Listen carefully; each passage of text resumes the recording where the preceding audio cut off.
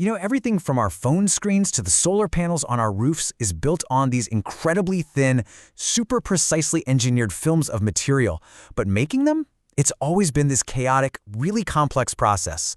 So today, we're going to dive into how AI is finally taming that chaos at the atomic level, and in the process, it's completely changing how our world is built. So let's start with a question. Imagine trying to spray paint a masterpiece, right? But instead of paint, your spray can shoots out individual atoms. How in the world do you control that storm of atoms to create a flawless, perfectly uniform layer? That's the billion-dollar question that engineers are tackling right now.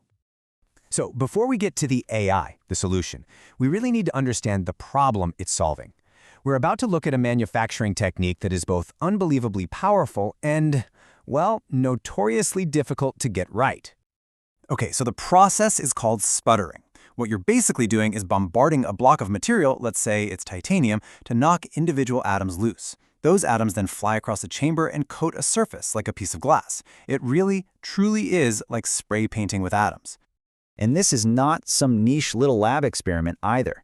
These sputtered thin films are pretty much the unsung heroes of modern tech. They're what make your phone screen durable, your glass is anti-reflective, and your computer chips, well, functional.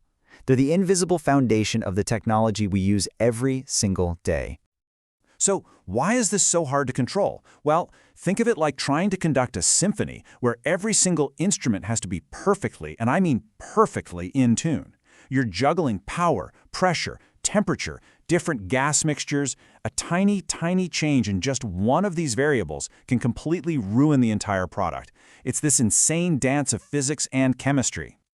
For decades, controlling this chaos basically came down to trial, error, and, honestly, a little bit of luck. But now, scientists are bringing in a new partner, a digital brain. Let's see how it works. What we're talking about here are artificial neural networks, or ANNs for short. Now, these are computer systems designed to sort of mimic the human brain. Instead of being programmed with a bunch of rigid rules, they actually learn by finding patterns and connections in massive amounts of experimental data. So how do you actually teach an AI to do this? Well, it's pretty much a three-step process. First, you feed it the input, all those chaotic variables we just talked about, like power and pressure. Second, the ANN's hidden layers, this really complex network of digital neurons, they weigh all these variables against each other, finding connections a human might never ever see. And finally, it spits out an output, a super precise prediction of what the final film's properties will be.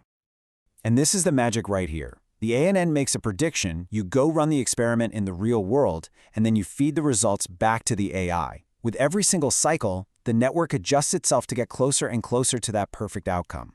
It literally learns from its mistakes, getting smarter with every single run. Okay, so the theory is cool for sure, but does it actually work in the real world? Let's take a look at the results. Just take a look at this number, 98.8%. Now, this single figure represents a massive leap forward in precision manufacturing. But what does it actually mean? Well, it's the staggering reduction in errors, specifically resistance variations, that researchers Lin and Chen achieved just this year when they were creating titanium films. By using an ANN to dial in the absolute perfect settings, they made their manufacturing process almost perfectly uniform. I mean, that is a total game changer. And look, this isn't just some one-off success story. The exact same approach is popping up all across the field. You've got researchers modeling the fundamental physics of sputtering itself, others creating more stable electronics, and even teams predicting the quality of these super hard protective coatings. This AI-driven method is proving to be incredibly versatile. But, as with any powerful new technology, it's really important to remember that this is a tool, not a magic wand, and it comes with its own set of very real challenges. First off, ANNs are data hungry. They need just vast amounts of high-quality data to learn effectively. Second, the training process can require an immense amount of computing power. There's also this risk that the AI gets confused by noise in the data. But maybe the biggest challenge of all has been something called the black box problem. A traditional ANN might give you the perfect recipe for a new material, right? But it can't tell you why it's the perfect recipe. It gives you the what, but not the how or the why. And for scientists who are trying to discover new principles, well, that's a pretty major limitation. But of course, the field is already evolving to solve this very problem. The solution is what you could call the glass box, a new generation of AI called physics-informed neural networks. Now, these systems don't just learn from data. They are also taught the fundamental laws of physics. So this means their answers don't just have to be correct, they also have to make physical sense, which makes them far more trustworthy and way more insightful. So, what does this all mean? Where is this powerful combination of atomic spray painting and artificial intelligence actually taking us? This isn't just a small improvement. It's a whole new way of thinking about manufacturing. We're talking about real-time quality control right on the factory floor, R&D cycles that take months instead of years, and a dramatic reduction in waste.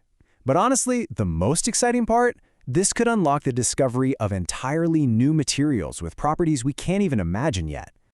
And really, that's the biggest shift here. We are moving beyond just optimizing the things we already do. This technology gives scientists a true partner in discovery, allowing them to leapfrog from that slow, painstaking trial and error process to intelligent, predictive design. And that leaves us with a fascinating final thought. We've spent centuries discovering materials and then figuring out what to do with them. Now, for the first time, we have a tool that can help us design a material for a specific purpose from the get-go.